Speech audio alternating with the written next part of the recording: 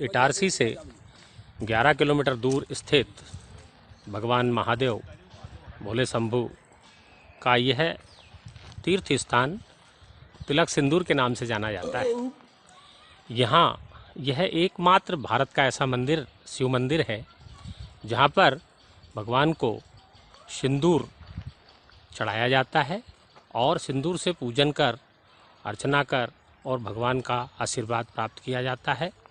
यह रमणीय स्थान है जो सतपुड़ा की मैकल श्रेणियों से घिरा हुआ है। चारों ओर ऊंचे ऊंचे पर्वतमालाएं और विशाल वृक्षों से घिरा यह क्षेत्र तिलक सिंदूर है। और आज हम यहाँ भ्रमण के लिए आए हुए हैं। एक अलग ही एहसास आज हो रहा है। बहुत ही रमणीक स्थान, भगवान भोलेनाथ का यह दरबार। हर हर महादेव। नमस्कार, मैं सतीश पारासर, नब्द प्रखर यूट्यूब चैनल के लिए।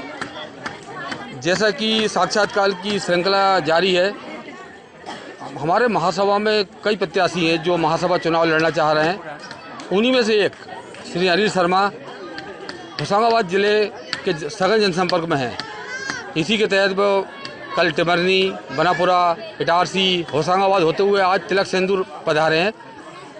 तो हमने विचार बनाया कि क्यों ना हम उनसे एक साक्षात्कार लें, हम जानें कि वो महासभा अध्यक्ष के लिए आखिर क्यों इच्छुक हैं और उनके मन में क्या विजन है, वो क्या विजन लेकर आए हैं।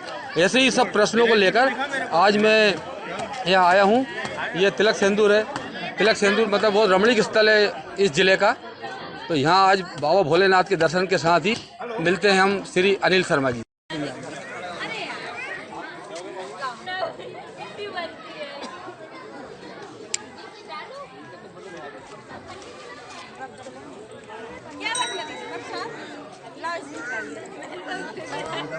नमस्कार, मैं अनिल कुमार शर्मा, पिता स्वर्गीय श्री लक्ष्मीदत्त शर्मा, और मैं सागोल गांव का रहने वाला हूं, जो पीटम पुल के पास है। आज मैं इटारसी के समीप तिलक सिंदूर मंदिर पर आया हूं। उनसे आशीर्वाद लेकर मैं अपना यहाँ का चुनाव प्रचार कर रहा हूँ। हाँ भाई साहब, सबसे पहले तो यह है कि आप महासभा अध्यक्ष के लिए प्रत्याशी के रूप में आए। तो आखिर आपके मन में ये बात कैसे आई कि मेरे को महासभा अध्यक्ष लड़ना चाहिए? ऐसा क्या कारण रहा कि आपको, मतलब और लोग भी लड़ रहे हैं लेकिन आपको महासभा अध्यक्ष की जो मन में बात आई है, तो आखिर क्यों आई? इसके पीछे क्या कारण था? आपकी दावेदारी का हम क्यों आपको वोट दें? ये दावेदारी आप कर रहे हैं तो आप अपना बताइए कि हम किस तरह से मेरी दावेदारी हो। मैं विगत 15 सालों से महासभा के साथ जुड़ा हूँ जी, और हर इकाइयों में और ग्रामीण एरिया में दूर दूर तक, गांव तक लोगों के यहाँ पहुँचा हूँ जी। और जो ग्रामीण इलाके में हमारे समाज की दशा है वो देख के ऑटोमेटिक आंखों में से आंसू निकल आते हैं कि हमारे भाई बहनें किस तरह से दे रहे हैं। हाँ। जो आप लोग वो शहर में रहते हैं या बाहर रहते हैं, उन लोगों ने देखा ही नहीं ये सीन कि गाँव में कैसे लोग हमारे समाज के रह रहे हैं। बिल्कुल। अगर आप लोग जितने अपने समाज के बड़े बड़े पोस्ट पे लोग, कोई इंजीनियर है, कोई डॉक्टर है, अगर ये सब लोग जाके ग्रामीण इलाके में देखेंगे तो उसका इनको मालूम पड़ेगा कि हमारे समाज की दुर्दशा हो रही है। तो मतलब आपको इसके प्रति बहुत पीड़ा थी और आप ये कुछ खत्म करने के लिए आपने एक विजन है आपका। हाँ, मैं खुद भी बहुत छोटे परिवार से, गरीब परिवार से निकला हूँ और ये सब चीज़ें मैंने भोगी है जी। और लोगों को जब मैंने ये पीड़ा देखी तो मेरे को ऐसा लगता है कि अब मैं थोड़ा अच्छी पोजीशन में, तो क्यों नहीं मैं अपने सब समाज लोगों को जो बहुत नीचे जीवन यापन कर रहे हैं उनको हम थोड़ा ऊपर लाएं। और सभी भाई जितने हमारे समाज के ऊंची पोस्टों पर पहुंच चुके हैं, मैं उन सबसे हाथ जोड़ कर विनती करता हूं कि एक बार ग्रामीण इलाके में जाके उन लोगों की दुर्दशा देखें और उसको ऊपर लाने का समाजजनों को हम पीड़ा उठाएं। इसके लिए मैं बहुत बढ़िया विजन है आपका। आप जैसे व्यक्ति अगर आते हैं और अगर ऐसा होता है तो वाकई में समाज के लिए एक मील का पत्थर साबित होगा। जैसे कि भैया आपने बताया कि आप लगातार भ्रमण पर रहते थे, तो गांव में तो आपने बहुत कुछ देखा, लेकिन ये पीड़ा शहरों की भी है। शहरों में कई हमारे बेरोजगार साथी है, पढ़े लिखे टैलेंटेड बच्चे हैं, लेकिन वो कुछ ना कुछ रोजगार के से वंचित है। तो इनके लिए भी कोई योजना होगी आपकी? आपने कुछ सोचा इसके बारे में? देखिए भैया, मेरा सबसे पहले ये कि मैं युवा लोगों को धंधे की ओर लाऊँ। हाँ। बिजनेस की ओर लाओ, क्योंकि अभी हम लोगों को, समाज वालों को, ब्राह्मण लोगों को नौकरियां तो कहीं नहीं मिल रही जी। और अगर हम प्राइवेट नौकरी में जाएंगे तो हमको 1000-2000 रुपये से ज़्यादा की नौकरी मिलेगी नहीं। जी। तो उसकी वजह तो क्यों नहीं हम 5000-10,000 से अपना धंधा चालू करें, जैसा कि मैंने खुद ने 1000 रुपये से अपनी किराने की दुकान चालू करी थी जी। और आज मेहनत करके और ईमानदारी से मैं इस जगह तक पहुँचा हूँ। तो मेरा सभी युवा भाइयों से पहले मैं यही बोलूँगा कि किसी के यहाँ नौकरी करने के बजाय अपन खुद सेठ बन के क्यों ना बैठे। क्या बात है, बढ़िया बात है। अगर हम छोटे से छोटा धंधा करें और अगर हमारे यहाँ कोई आएगा तो हमको ये बोलेगा सेठ जी ये सामान दे दो जी। और अगर हम किसी के यहाँ नौकरी करेंगे तो कहेगा ए तू, अरे इस तरह से बात करेगा एक नौकर के हिसाब से। बिल्कुल सही। तो क्यों ना हम सेठ बन के बैठे, छोटा सा अपना कुटीर उद्योग या कुछ भी गाँवों में कुछ भी छोटी सी दुकान लगा के बैठे और मेहनत करेंगे तो ऑटोमेटिक हम आगे बढ़ेंगे। जैसे आपने बताया कि मैं आपने खुद मतलब इस करके दिया, प्रैक्टिकल है आप, मतलब आप उदाहरण नहीं, आप आज मतलब बहुत बड़ा इंडस्ट्री, हमें पता है कि आपका बड़ा बड़ा चल रहा है, लेकिन आपने 1000 से शुरू करके मतलब आप कर सकता है व्यक्ति ये आप आइकान है इसके लिए साथ। तो आप इसके लिए क्या युवाओं को भी साथ लेके कोई योजना बनाएंगे? मेरा युवाओं से यही है कि अपनी मेहनत और ईमानदारी से काम करें तो कोई दिक्कत नहीं है। आज हमारे समाज के युवा, कोई यूएसए में है, पूरे विश्व में हमारे युवा फैले हुए हैं जी। तो वो भी सब सपोर्ट करने को तैयार हैं। तो हम एक बार ऐसा करेंगे कि सब लोगों को बाहर से बुला के एक अच्छा वो करके किसको क्या बिजनेस में जाना है सबका मार्गदर्शन करके सबसे मिलकर योजना युवा मंच का पूरा सपोर्ट, हमारे जो युवा मंच हैं और ये युवा लोग जो काम कर रहे हैं समाज के लिए वो सब बिल्कुल तैयार हैं सबको सहयोग करने के लिए। बस युवा आगे आए, उनको आगे लाएंगे और उनको बढ़िया सब रोजगार से लगाएंगे। बहुत अच्छी योजना। इस समय अपने समाज की बहुत बड़ी समस्या कह सकते हैं या उसको विसंगति कह सकते हैं कि इतना अच्छा समाज, इतना जागरूक समाज, इतना पढ़ा लिखा समाज हर क्षेत्र में आगे, लेकिन ये हमारी क्षेत्रवादी की बहुत बड़ी समस्या आती है हमारे पास। वो हमारे को मतलब बहुत बड़ा रोड़ा है हमारे समाज के विकास के लिए। तो इसके लिए आपकी कोई योजना, मतलब क्या कर सकते हैं आप इसके लिए? इसके लिए तो सबसे पहले मेरा यही काम रहेगा कि सभी समाजजनों को, सभी पूरे भारत में जो फैले हुए हमारे समाजजन हैं सभी को एक साथ बिठाकर, एक दली बिछाकर हम पूरे समाज के लोग बैठे और सबसे पहले यही काम करें कि हमारा समाज एक हो। अगर समाज एक होगा तो ही हमारा समाज आगे जाके उन्नति कर पाएगा। बिल्कुल सही। उसके लिए फिर पूरा समाज एक होगा तो हम कुछ भी ट्रस्ट बना सकते हैं, स्कूल कॉलेज की स्थापना कर सकते हैं, यूनिवर्सिटी बना सकते हैं।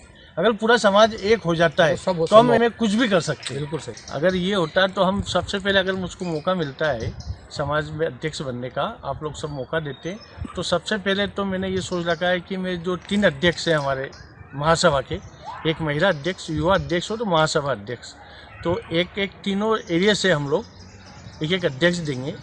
3 एरिया हैं हम लोगों के जहाँ पर ज़्यादा नर्मदीय लोग रहते हैं, तीनों एरिया से एक अध्यक्ष देंगे और 33% तीनों एरिया से कार्यकारिणी के सदस्य चुनेंगे। बहुत बढ़िया। तो उसमें पूरा समाज एक जैसा हो जाएगा कि यहाँ से कम दिए, यहाँ से ज़्यादा दिए, वहाँ से, तो वो सब चीज़ें खत्म कर देंगे। सभी को प्रतिनिधित्व मिलेगा, मतलब पूरा राष्ट्र को प्रतिनिधित्व मिल जाएगा इससे। ये बहुत बढ़िया बात है, जो मतलब क्षेत्रीयता की बात ऑटोमेटिकली समाप्त हो जाएगी। बहुत बढ़िया। ये एक तो और एक समाज की बहुत बड़ी समस्या है इस समय। जब देखो, जब अपन व्हाट्सएप ग्रुप पे देखते हैं कि आज मेरे को मेडिकल की जरूरत है, मुझे इसकी जरूरत है, मतलब आर्थिक मामले में हमारा समाज बहुत कमजोर है। कई बार बेचारे हमारे समाज के कई लोग हैं जो चिकित्सा सहायता न मिलने के चक्कर में अपनी जान गंवा चुके हैं। तो ये बहुत बड़ी समस्या, और हमें कुछ लोग इकट्ठे करते हैं पैसे, कुछ लोग भेज देते हैं। ये समस्या का स्थायी समाधान करने के लिए अपन कोई योजना है कि अपने पास, ताकि ये स्थायी हल हो जाए इसका? भैया इसके लिए हम एक धीरे धीरे महासभा, और अपने समाज में बहुत से लोग हैं जो अच्छे सपोर्ट कर सकते हैं, इसके लिए कोई दिक्कत नहीं है। इसके लिए हम एक कोर्स बनाएंगे और मेरे को उम्मीद है कि मैं 2-3 महीने में इतना कोर्स इकट्ठा कर लूँगा कि उसके ब्याज से हम इन लोगों को सपोर्ट कर सकें। क्या बात है, बहुत बढ़िया। और उसमें हम एक चीज़ करेंगे कि अगर कोई किसी की दुर्घटना या कुछ होता है तो वो जिस इकाई का सदस्य है वहाँ के अध्यक्ष का लेटर दे दे कि इनको वाकई में ज़रूरत है। रिकमेंड आ जाए, अध्यक्ष वहाँ का रिकमेंड कर दे उस सदस्य की, तो उनकी पूरी सहायता करेगी महासभा। ऐसा मैं सोचता हूँ कि चुनाव अगर मैं अध्यक्ष बनता हूँ तो 6 महीने के अंदर में इसकी व्यवस्था, ये तो बहुत बड़ी समस्या हल हो जाएगी अगर ये होता है तो। जो इकट्ठा करके कोर्स इकट्ठा बना के 6 महीने में उसके ब्याज से हम लोगों की सपोर्ट कर सकते हैं। बहुत बढ़िया। इकाई रिकमेंड करेगा तो हम 10 मिनट में उसको सहायता कर देंगे, ताकि उस कोर्स के दुरुपयोग ना हो, सही व्यक्ति तक पहुंचे। और हल किसी से मैं यही बोलूँगा कि पर्सनल किसी को सहायता न करे, आपके मन में जो भी हो महासभा की सहायता कोष में दे, ये बहुत तो बढ़िया। उसके थ्रू हम उसके ब्याज से ये सहायता कर सकते हैं। क्या बात है, बहुत बढ़िया है, बहुत अच्छी है। ये जैसा कि क्या है, बाकी सब बातें अपनी जगह, लेकिन एक सबसे ज़्यादा एक चर्चा का मुद्दा रहता है, चाहे विचार मंच हो, कहीं भी हम देखते हैं कि हमारे यहाँ इकाइयों की बड़ी विसंगति है। लोग कहते हैं किसी क्षेत्र को ज़्यादा दे दी गई, किसी क्षेत्र को कम दे दी गई, और यही चुनाव का आधार बनने लगा, जीत हार का मतलब। तो ये विसंगति है अपने इकाइयों की। तो इसके बारे में आपने, अगर आप अध्यक्ष बनते हैं तो आप इसको दूर करने का क्या प्रयास करेंगे? आपका कोई विजन है इसके बदले में, आपने कोई सोच के रखा है क्या? तो वो थोड़ा जानकारी। सबसे पहले तो मैं ये बताना चाहूँगा कि अगर हम लोग जहाँ छोटी छोटी जगह भी इकाइयाँ बनाने का प्रयास करेंगे, ठीक, अरे ऐसा नहीं कि 200 लोग हों तो वहीं हम इकाई बनाएं। हाँ, 50 लोगों के अगर 4 गांव मिलके भी एक इकाई बनती है तो उसमें कोई बुराई नहीं है। और जहाँ 50 लोग भी रहते हैं, अगर वो नारमदेव हैं तो वो हमारी महासभा जोड़ना है, और उसके लिए हमको वहाँ इकाई बनाना बहुत जरूरी है। वो क्यों अपने आप को पिछड़ा महसूस करे, तो हम ज़्यादा से ज़्यादा यही कोशिश करेंगे कि पूरे देश में जहाँ हमारे नामदेव परिवार हैं, वो किसी भी निमाड़ हो, मालवा हो, कोई भी हो, हम इकाइयाँ बनाएंगे जी। और हम ये नहीं सोचेंगे कि ये एरिया से हमको कोई मतलब नहीं, हमको पूरे देश को शिव को इकाई बनाने की कोशिश करेंगे। जैसे शिवनी मालवा, अगर मैं बहुत पुरानी मांगे इनकी। हाँ, अगर मैं अध्यक्ष बनता हूँ तो सर्वप्रथम मैंने कल शिवनी मालवा में प्रॉमिस कराया वहाँ के लोगों, अपने नारमदी भाइयों से, कि जिस दिन मैं अध्यक्ष बना तो सबसे पहले स्टेज से शिवनी मालवा इकाई की ही घोषणा। बहुत बढ़िया, बहुत पुरानी मांग है वो, वाकई में वो जायज मांग है। और ये चीज मैं वहाँ कल बोल के आया हूँ शिवनी मालवा में।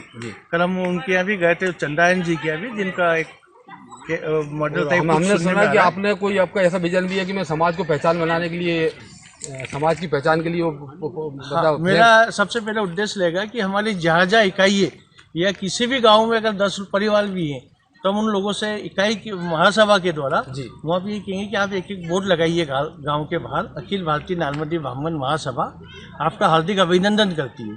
तो क्योंकि अभी बहुत से लोग हम बोलते हैं कि नालमदी ब्राह्मण है, तो लोग पहचानते हैं कि नालमदी ब्राह्मण हमने सुना ही नहीं आज तक। जी।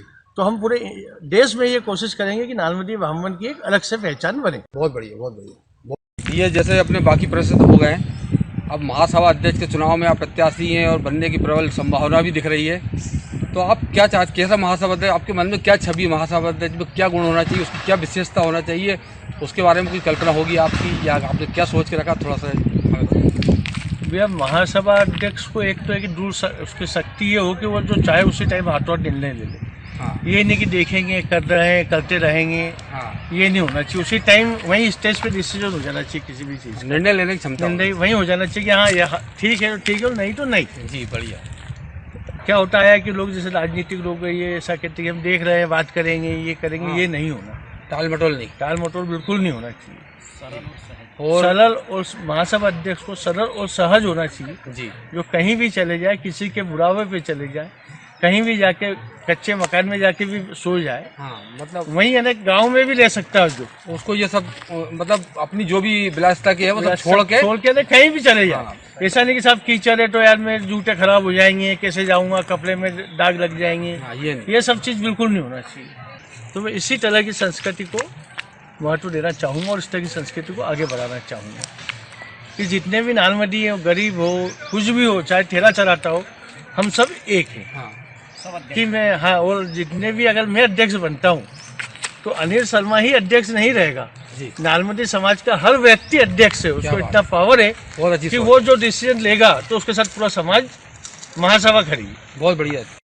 अच्छा भाई साहब, अब आपके कोई मन में बात रह गई हो जो कुछ कहना चाहते हो तो आप कह सकते हैं। भाई साहब, सबसे पहले तो मैं नर्मदा पकल के का बहुत बहुत आभारी हूँ कि जिन्होंने मुझे इस चैनल के थ्रू पूरे देश तक पहुँचाए, मेरी आवाज़ पहुँचेगी।